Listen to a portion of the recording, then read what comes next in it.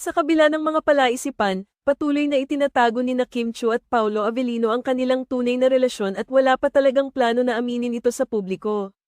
Ang kanilang mga tagahanga ay hindi makapaghintay na malaman kung kailan magiging bukas ang aktor tungkol sa kanilang ugnayan na hindi pa naman maituturing na opisyal. Bagaman may mga opinyon na sila ay tila magkasundo at bagay na bagay sa isa't isa dahil sa kanilang magandang reputasyon at matagumpay na karera, umaasa ang marami sa kanilang mga taga-suporta na sana ay mas maging matatag at magpakatotoo na ang aktor pagdating sa kanilang relasyon. Sa mga nagmamasid, makikita ang pag-asa ng mga tagahanga na ang aktor na si Paolo ang unang magbubukas ng usapan tungkol sa kanilang relasyon, lalo na't pareho silang maganda ang takbo ng kanilang buhay sa showbiz. Marami ang nagsasabi na mas magiging maganda ang sitwasyon kung magiging tapat sila sa kanilang tunay na estado, at hindi magtatago pa sa mga paparazzi at sa publiko. Kung sakaling magsabi si Paolo na sila na nga ni Kim, tiyak na magiging masaya ang maraming tao, lalong-lalo na ang kanilang mga tagahanga.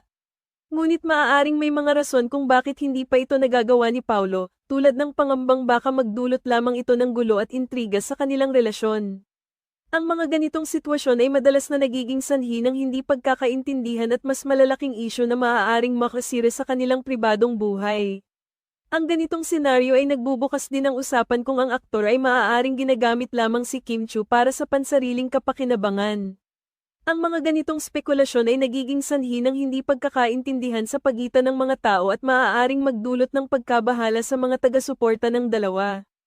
Ang mga ganitong intriga ay nagdudulot ng iba pang katanungan at mga haka-haka sa tunay na kalagayan ng kanilang relasyon. Minsan, ang hindi pag-amin ng mga sikat na personalidad sa kanilang relasyon ay nagiging sanhi ng pag-usbong ng iba't ibang haka-haka at spekulasyon mula sa publiko.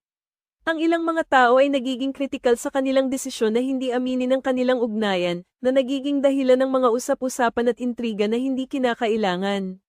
Gayunpaman, ang pag-usbong ng mga ganitong uri ng isyu ay nagpapakita rin ng malalim na interes ng publiko sa kanilang mga idolo. Ang mga tagahanga ay natural na nagiging mausisa at umaasa na makilala ang tunay na estado ng kanilang mga paboritong artista. Sa ganitong paraan, maaaring makahanap ang publiko ng kapanatagan sa mga sagot na matagal nang hinahanap. Sa kabila ng lahat ng ito, mahalaga pa rin na magbigay respeto sa kanilang desisyon na itago ang kanilang tunay na relasyon. Ang kanilang pribadong buhay ay kanilang personal na pag-aari, at ang mga desisyon nila ay dapat respetuhin, kahit na ang publiko ay maaaring magkaroon ng iba't ibang opinyon.